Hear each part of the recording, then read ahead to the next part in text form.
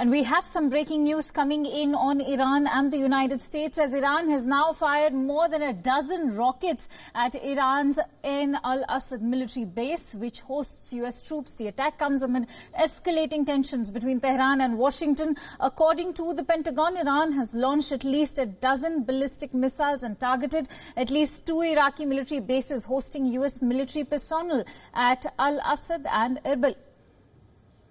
Iran's Revolutionary Guards have now confirmed that it fired rockets at the U.S. forces in Iraq in revenge for the killing of Soleimani. What you can see is the latest that we are bringing to you, these visuals of that retaliatory action that Iran has taken at the military bases in Iraq. Now, the bases had, however, been on high alert amid fears of attacks by the Iranian regime. Iranian Revolutionary Guards have asked us to recall U.S. troops from the region, threatening to attack Israel and U.S. allies. Meanwhile, Pentagon has now said that they will take all necessary measures to protect and defend U.S. personnel, partners and allies in the region. The White House has also said that President Donald Trump is closely monitoring the situation since the attacks. Meanwhile, a top advisor to Iran's supreme leader has posted an image of the Iranian flag just after Iran attacked the U.S. military bases. The tweet seems to be in response to Trump's tweet of the American flag just after the killing of Qasem Soleimani.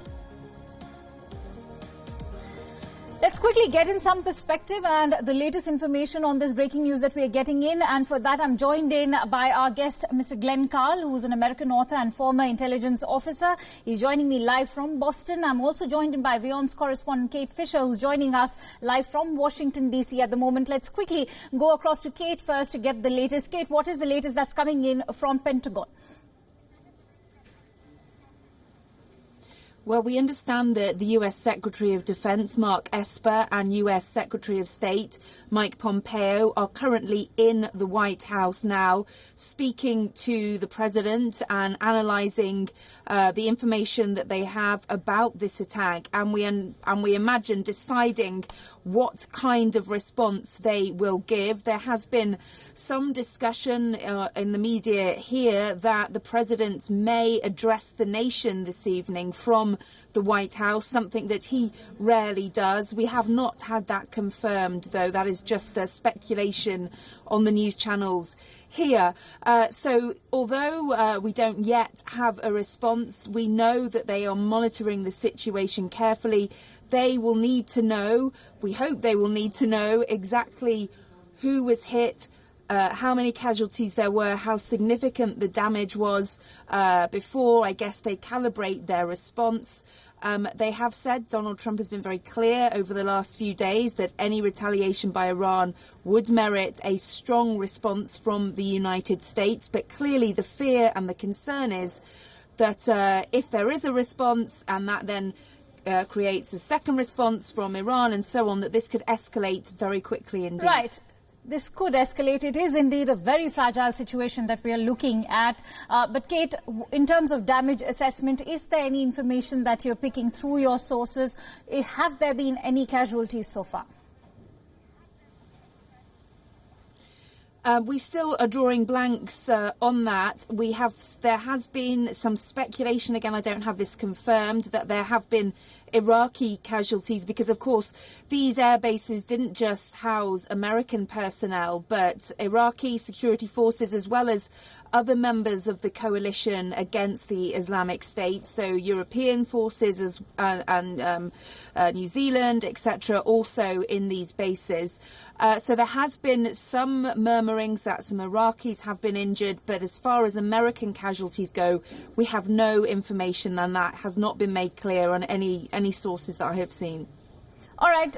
Let me also quickly go across to Mr. Carl, who's joining us, and he's been waiting very patiently. Mr. Carl, tell us more about the strategic importance of these 2 military bases, the Al-Assad and Irbil. Well, all of the bases that the U.S. has people in now in Iraq serve the dual purpose of training, providing a venue for the Americans to live and work and to train the Iraqi government elements in counterterrorism and special forces kind of skills in particular, one. And then two, there are also elements there that conduct American counter-terrorist operations in Iraq, or more specifically across in Syria. So those are the two main functions now. And then the American presence provides, one hopes, or the intention is, some stability to the Iraqi government and American presence and influence. Those are the things that they now do. All right. Do you view whatever that is happening at the moment, do you view this as endgame Iran? I'm sorry, I didn't hear. Mr. Karl, do you view this as an endgame Iran? And do you think that this is just the beginning of a series of retaliation coming in from Iran? Well, I'm afraid that it's the latter. I think that I heard reports in the last hour, unconfirmed, of either a second strike that would be launched or one that possibly has been. And we have heard from Tehran the warning that if the United States responds to the Iranian missile strike, that the Iranians then might use Hezbollah and other surrogates or allies to attack Israel and other American forces. It also seems hard. I have no brief whatsoever for Donald Trump, but it seems hard to imagine, given his statements and what has happened, that the United States would not respond. And so it's easy to imagine a spiraling or descending spiral of tit for tat. And it's much harder to imagine who will show the restraint. Although I think it's important to note that from my perspective, and not only from mine, I've heard others express the same thought, the Iranian attack has been quite measured, actually. All right, it's interesting that you've mentioned that the Iranian attack has been quite measured, but do you think that Iran can actually afford to escalate this conflict any further? Well, everyone is in a terrible position. Both parties are in terrible positions with almost no good way forward. Of course, in a straightforward war, an open war, the Iranians don't measure up to the American military. That is true. But they also probably cannot afford politically, domestically, strategically, diplomatically to turn the cheek when the second most powerful person in the country was assassinated. So I don't see a happy way forward, particularly given that the tragic, almost sick irony that the most rational actor in this is Tehran rather than Washington. All right, let me bring in Kate on this right now, because we're also looking at Iraq. This is where it's all happening, and Iraq seems to be actually stuck in this quagmire. Kate, are we learning of any response coming in from Iraq? I have not heard any response as yet, but of course, over the weekend, the Iraqi parliament voted to expel all foreign forces from their country, and they perhaps had reason to, given that they have now been the target of missile strikes from Iran. So it's clear that the relationship between the United States and Iraq has soured over the last few days. They were claimed that the US strike to assassinate General Soleimani was an infringement of their sovereignty because it occurred on their territory.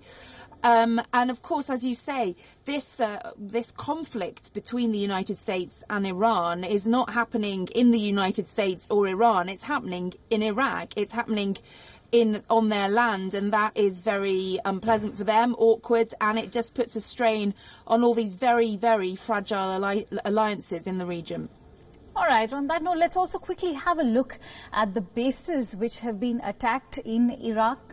And they seemed to, there are two of these bases that we're looking at. There's Irbil and there's Al-Assad. They both have immense strategic importance, as we were also talking about it with Mr. Glenn Karl, who pointed out that they're also used as bases for training.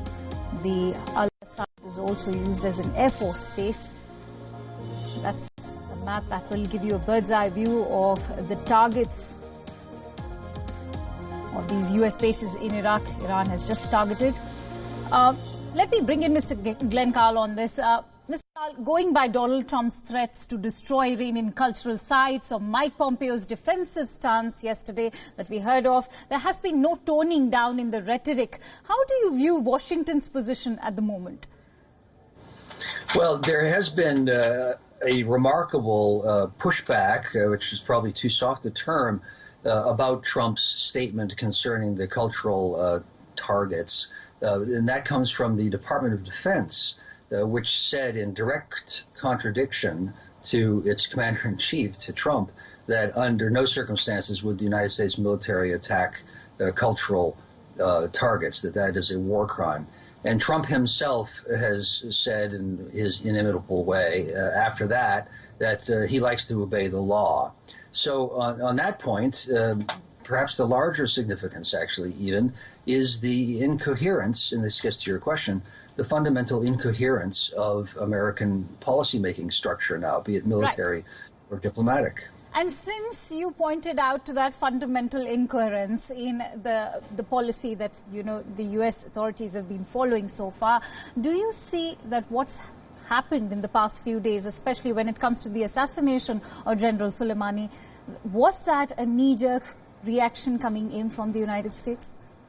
Oh, I don't think there's any question about it. I don't think I needed to be in the room with Trump to assess with confidence what happened. Trump, as we all know, if anyone pays any attention, except for the acolytes and devotees in the Republican Party who support him, he doesn't really think things through. He reacts emotionally. And his only objective is to respond in a way he believes projects strength concerning his own self-interest. He is otherwise demonstrably amoral and a sociopathic narcissist. So there is no policy, no thinking through. What happened was, it's true that Iranian proxies, surrogates, allies, have been killing Americans for 17 years, and that Soleimani was the mastermind of many of these operations. That is a fact. But we attacked the most senior member of the Iranian government, which is an open casus belli. Why? Because Trump apparently was angered that the Iraqis incited by the Iranians attacked the American embassy, and he thought that it, quote, looked bad for him. That's as far as one needs to look. All right. Let's also look as far as Donald Trump's stance is concerned. There's a lot of talk about how this has been a diversionary tactic when it comes to the domestic politics that's plaguing him, taking the impeachment also into view. Do you not think that this was also a diversionary tactic? Well, I think it is in maybe a broader sense of Trump's normal pattern of behavior rather than simply a wag the dog to divert attention phenomenon.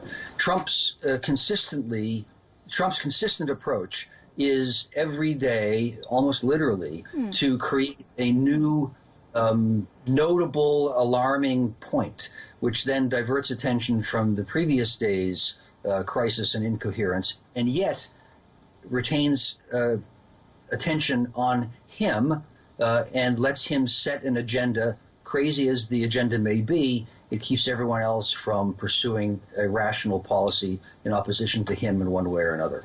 So in that sense, Trump does have a strategy. That is his visceral approach to life and politics. All right, Kate, let me quickly come to you on this note. Unlike in the past when Iran is known to have made veiled attacks, it's interesting that Mr. Carl also mentioned about proxy wars. The retaliation that we are seeing today is, of course, a very direct and proportionate one. That is something that has also been vowed by the Revolutionary Guards. How do you view the retaliation at the moment? Absolutely. This has been very significant in that it is a real departure from the way they have dealt with the United States until this point. The conflict up until now, as you've been talking about, has mainly been conducted by proxies, groups acting with the support of Iran, but not directly from Iran. But this strike was very, very clear. It was ballistic missiles that were launched from inside Iran.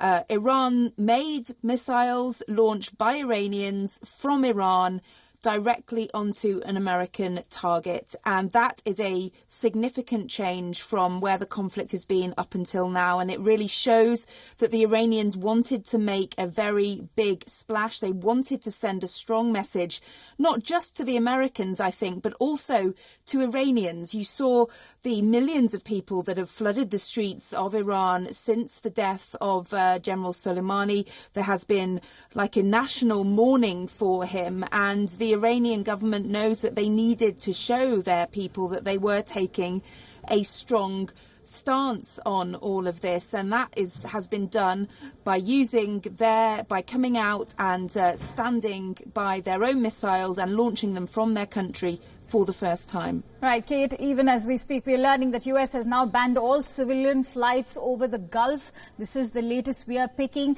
Can you tell us more about it? And is this the beginning of some more disturbances to happen?